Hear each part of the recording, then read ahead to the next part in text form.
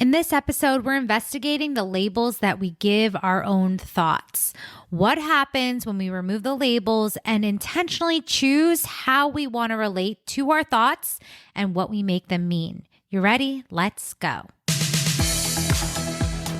Hello, you are listening to the Love Your Life as a Performer podcast. I'm Kelly Youngman, and I am the life coach for performers. I help actors, singers, and dancers love themselves and their lives way more. So keep listening to learn how you can love your life both on and off the stage. Hello, and welcome back to episode 19 of the Love Your Life as a Performer podcast. Today, we're going to be talking about thoughts, okay? And the label and the relationship that we create to our thoughts. And this podcast was kind of birthed out of a client call that I had last week. And I was thinking about it deeply and realized that if my client is thinking this, many people are probably thinking it too. So here's the thing. We have thoughts. And I find that when we give labels to thoughts, like subconscious or intrusive, sometimes it creates the relationship where we feel like they are out of our control, okay?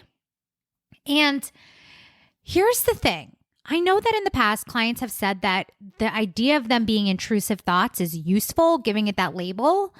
But to me, when I hear the word intrusive, and again, you get to investigate this for you, but to me, the word intrusive feels like a burden. It feels inconvenient. It feels like aggressive. Feels like the burglar sneaking into your house and is like intruder alert. Like this thought isn't supposed to be here. This thought is a problem. This thought is out of place, not wanted, not welcome. Just creates this dynamic where it's very intrusive. And what I want to offer is, again, you get to check in always and see what serves you or not. And what I find is that when they feel intrusive, there's also like this defense that then has to happen of like, I have to protect myself from this thought. I have to like come up with a plan of action to keep them out, right? And here's the thing. Thoughts are thoughts. They are going to come and they're going to go.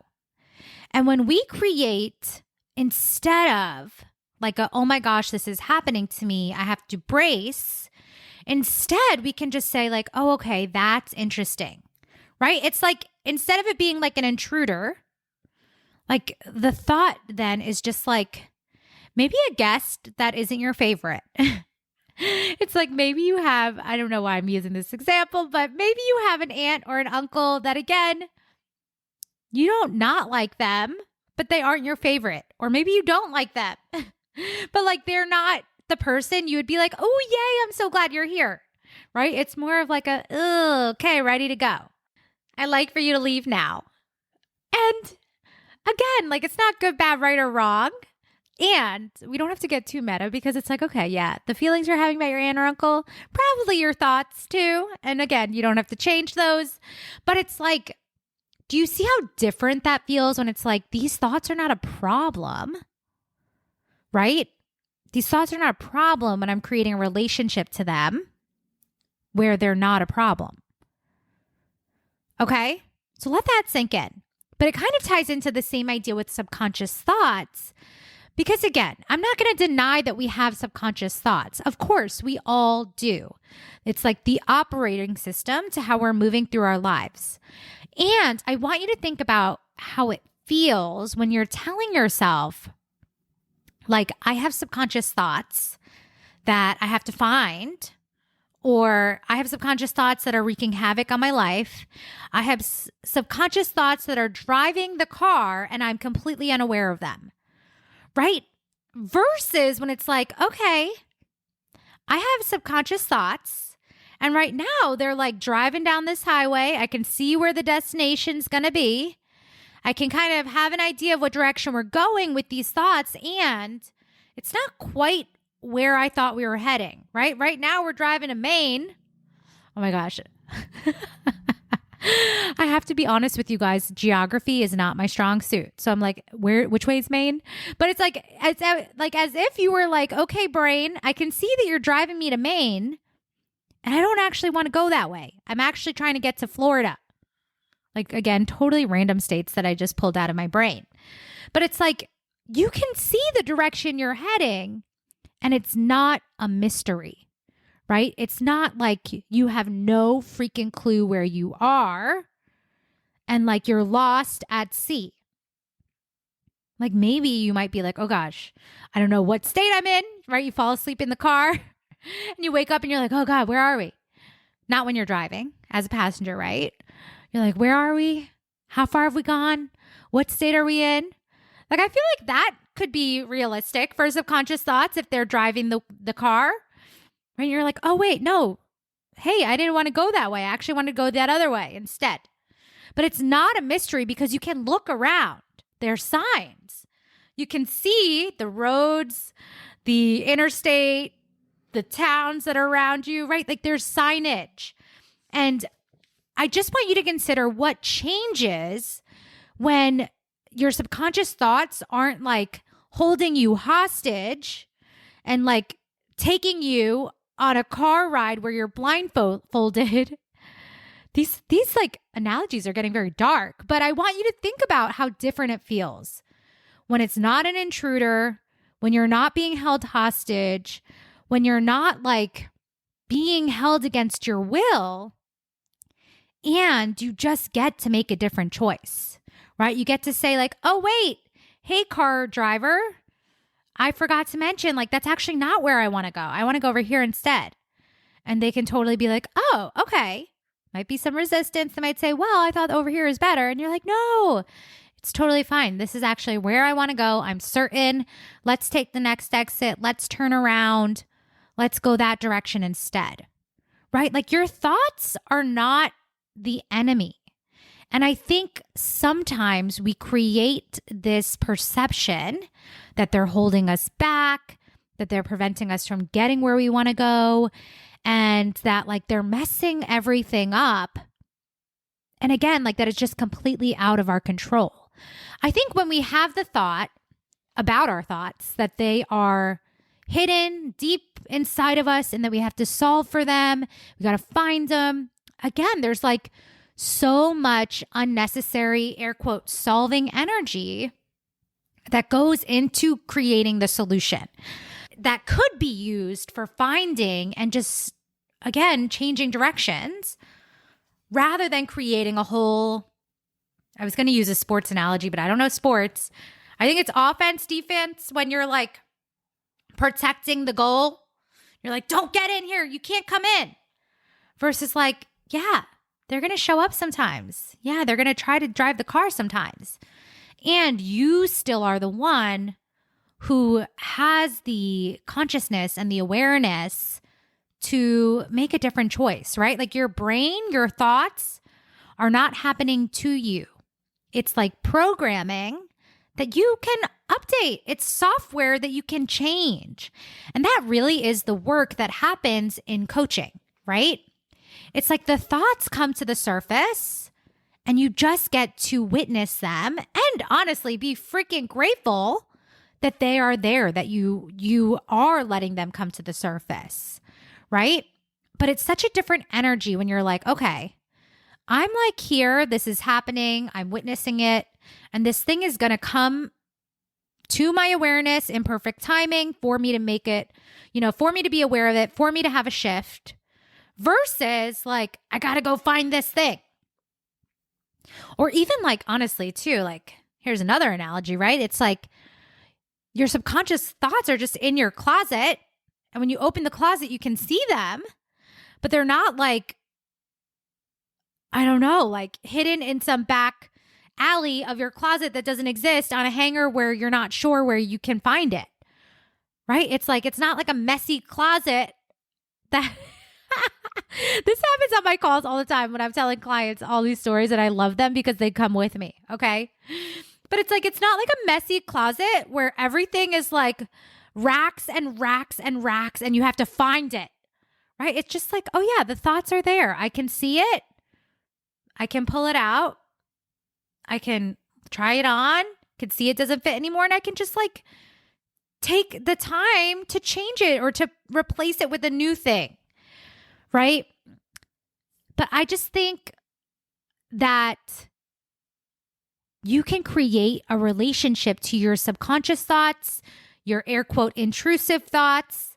Again, that gives you the opportunity to not resist them, to not make them a problem, and to not feel like they're out of your control and your life is out of your control. Again, I think it comes back to knowing that, yeah, of course, there's going to be times when like we're running on air quote autopilot and our subconscious thoughts are doing what they're designed to do, right? Like our human brain is designed to take the path of least resistance with the least effort and the least thinking presence. Like that's what it's designed to do the easy, repetitive thing. And that's why it does take effort to change your thoughts and change your beliefs and to create new habits, right? Because our brain is going to keep wanting to do what it's always done. And that doesn't mean it's a problem when you end up somewhere that you weren't planning, right? It doesn't mean that it's a problem when you're getting results or you're in an energy or you're creating things that are unwanted, right? I think it goes back to the value of being where you don't want to be. And I want you to think about this, right? Like when you're not where you want to be, it only creates a stronger desire for where you want to be, right? It only gives you more clarity of like, this isn't quite where I thought I was going to end up, right? But in order to actually get where you want to go, then you just have to make the active decision. You have to decide to like, again, tell the driver where you want to go or to like get behind the wheel and to really take the next right, make a U-turn, go the other way, right? But it doesn't have to be something that's like, there's no turning back. There's no solution. It just is what it is, right? And so yeah, I want to invite you to investigate.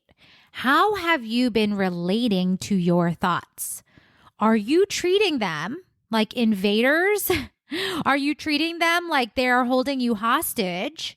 Are you treating them like they are just stuck with you, like this dirty bag of laundry that you're carrying with you throughout your whole life that you have to unpack, right? Like a suitcase of dirty laundry that is just like coming with you everywhere you go that you have to unpack and clean and sort? Or are you thinking of it as like an item in your closet that you can just swap out? That, oh yeah, here's something that I didn't realize I still had. And like, you know what? I think it's time to donate that one and I'll get something new, right? Are you thinking about them as, you know, guests that are welcome that just might not be your favorite, right? And like over time, maybe you stop inviting them to the party, but it doesn't have to be like, what the fuck? Why did you show up to this party? I want you out of my house. You got to go, right? It doesn't have to be a confrontational, like I really don't know if it's offense or defense. On the like, get out. I've got to like create this boundary, go away thoughts. You're not welcome. And like, thank you for ruining my life. Again, I'm being like extremely dramatic to emphasize and highlight this. I don't think anyone is like literally sitting around thinking this, right? And like, I think there's flavors of this and levels of this that can be true for all of us at times. Okay.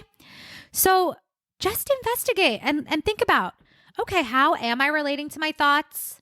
Am I giving them labels and judgments? Am I making them a problem? Am I thinking I need to go solve and unpack them before I can move forward? Or am I just seeing that they're here, witnessing them, using them as valuable information, and then making a different choice? I think the second one, the latter, feels a lot easier, right? When it's like, oh, okay, my thoughts are on my side. I can use these to my advantage. They're giving me valuable feedback about where I am and where I want to be, and I can work with them instead of resisting them. All right. I will meet you back here for another episode, and I'm going to remind you again to submit your application for the Paradigm. It's a 6-month coaching container that begins in January, and you're going to get access to one-on-one coaching, group coaching, and community. So you're going to be in real time discovering these air quotes, subconscious thoughts, intrusive thoughts, and giving yourself a space to sort through them. Right? To actually learn the process of acknowledging them and creating the relationship with them where they are useful, that they get to be to your advantage, right? Like these things that I talk about on the podcast are simple and they still take reps. They take practice. And it's something that is created over time by changing your brain and the habits and literally the neural pathways of what your brain is used to doing. So if you know that these thoughts have been lingering and you're not relating to them in the best way, join us inside of the Paradigm.